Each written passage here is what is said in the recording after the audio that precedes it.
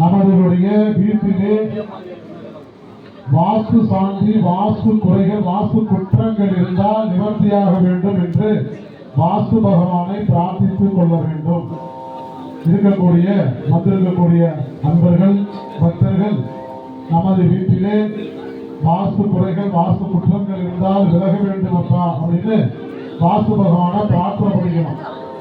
இந்த வாஸ்து பூஜை முடிஞ்சதுன்னா பூமி பூஜை அப்படின்னு சொல்லக்கூடியது நடைபெற உள்ளது.